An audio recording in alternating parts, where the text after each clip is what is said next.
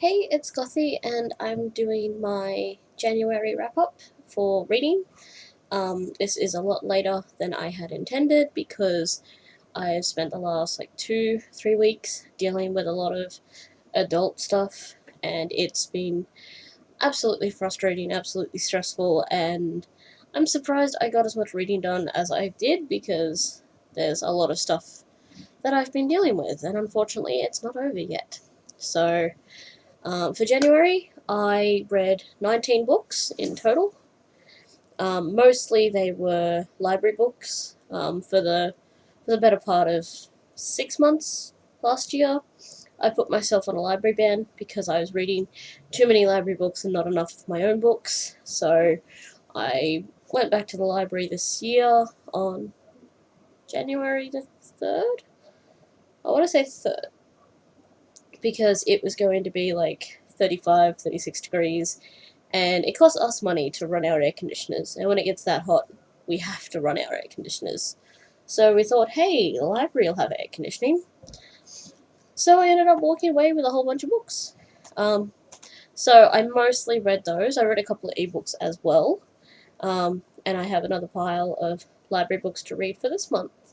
Um, in that 6 month break where I was on a library ban, my library seemed to have gone out of their way to buy a lot of really, really good books.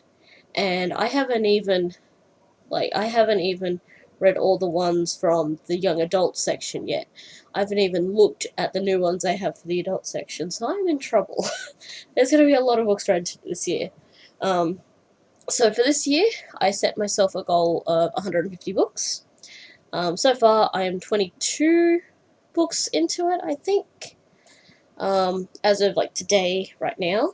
So 19 of those books were for January. So being that they are library books, I don't actually have the physical books with me at the moment. Um, so I can't really show them off. So the first book I read for the year was 13 Reasons Why by Jay Asher. I gave it a 4 out of 5 stars. It was really interesting. I really liked the whole concept, and I'm not gonna lie, I was curious to see, what this person's reasons were, what she wanted to say to all these other people and stuff. And it was actually the first book I read as part of, come here, the 2015 Reading Challenge by Pop Sugar. I spotted this on Tumblr, and I've been marking off some of them as I've been going. So, 13 Reasons Why was my book with a number in the title. For a graphic novel, did I mark off graphic novel? Yes, I marked off graphic novel, that's okay.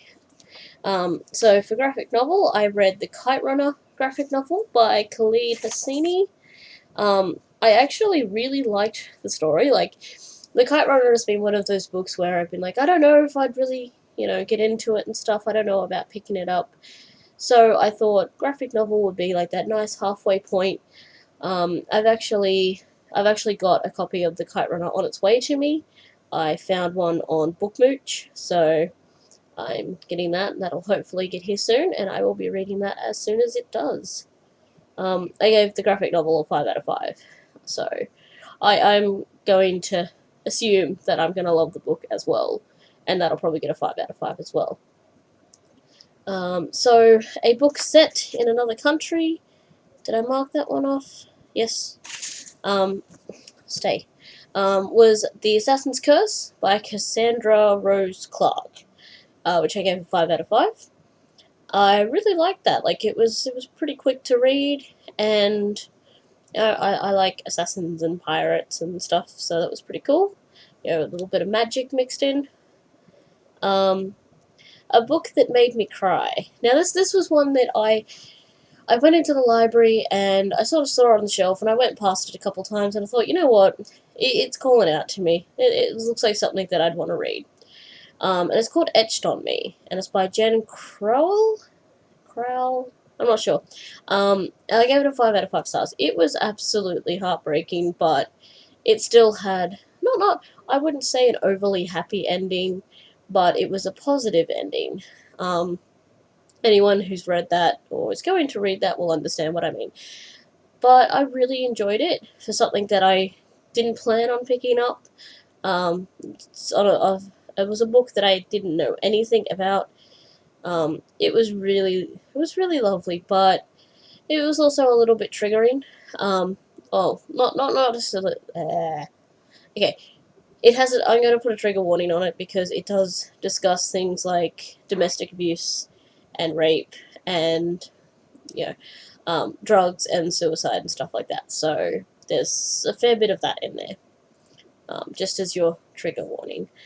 So then I read another 3 graphic novels.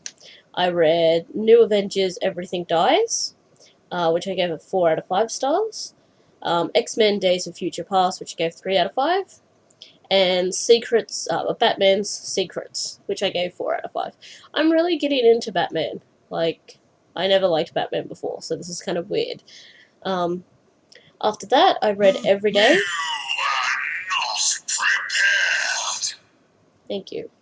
I read Every Day by David Levithan, and I thought that was a really unique concept. I'm kind of annoyed there's not more to it because I want to know what happens. But I gave that a 4 out of 5 stars. Then I read The Forest of Hands and Teeth by Carrie Ryan. I've picked up another book from that series, and I marked that one down as a book by a female author. So I gave that a 4 out of 5 stars. Yeah, I'm pretty into zombies and stuff, so anything that's sort of zombie-like, I'm really keen on. Then I read another graphic novel, which was The Eternals by Neil Gaiman, which got a 4 out of 5 stars. I read this one's was there? Okay, the other ones are there.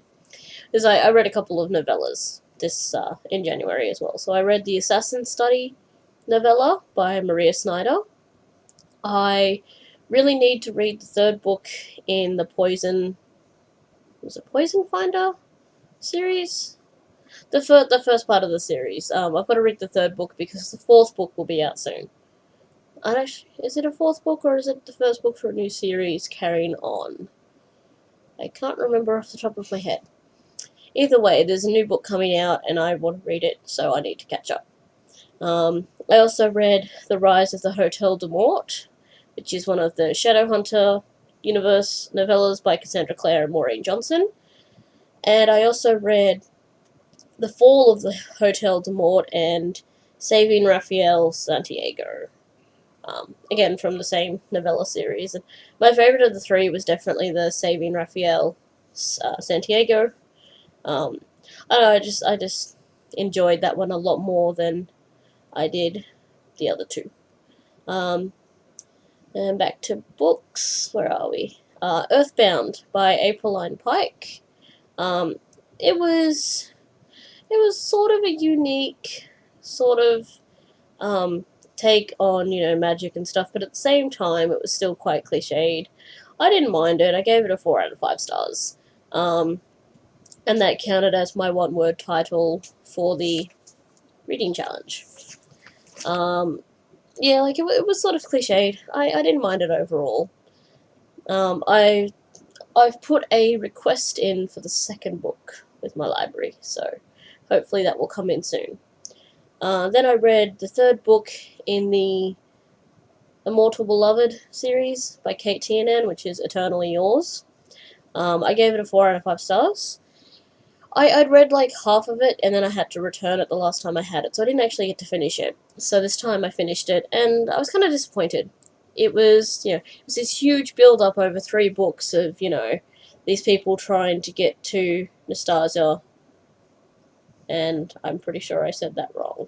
But it was like this huge build-up over 3 books. And then at the end it was just kind of anticlimactic. It was pretty anticlimactic. I don't know. It seemed to be over really quickly. And after all of the trouble that they went through with everything else, it seemed really easy as well, I want to say. So, yeah, I don't know. I'm still kind of trying to think if I'm really that disappointed with the way it ended, or if it's alright. I can't decide.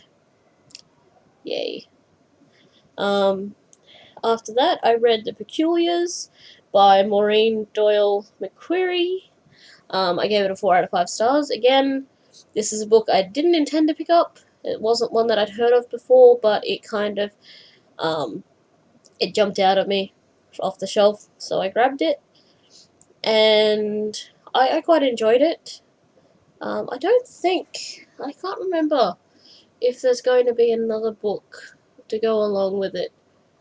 But I do hope that there's more written for this universe, because I would really like to find out what happens. I did enjoy it. And then I read The Iron Trial by Cassandra Clare and Holly Black, which I gave a 5 out of 5 stars. I did really enjoy it. And I'm not going to lie, I would love to see the series go in the way where the main character turns evil. And now I am on the hunt for books where it's from, like, the villain's point of view, because I think that would be really interesting. It's not something that I've seen in YA, so I think it would be really good if Cal goes evil. I just think it would be interesting. It would be a good read. I would enjoy that. But that was my book with magic. I didn't take that one off. Yes, I did. What about book with non-human? Yeah, okay, I did. And then I read Behemoth by Scott Westerfeld, which also got a 5 out of 5 stars. I love this series. Like, I love the whole steampunky Darwinism sort of stuff. I was going to read Goliath as well, but I had to return it. I couldn't renew it again. So I just left it, and then when I went back to the library the other day, I picked it up, and it's sitting in that pile over there under Brightwing. So, yeah, I will definitely finish that trilogy, and I really like it. I really do. I mean, it's a quick read, which is great, and it's all steampunky and Darwinism and stuff, and yeah, I like all the little beasties. I seriously want one of the talking Lorises. Loris? I think it's a Loris. Yeah. I want one. Either way, I want one. So that's what I read. Again, because I had to return most of the books, I don't have the physical copies, so it's just been me blabbing a bit. Putting that back up on my shelf. So, as for book buying, I bought a couple of ebooks. Selena Fennick had some of her ones on sale because the third book in her Memories Wake series came out.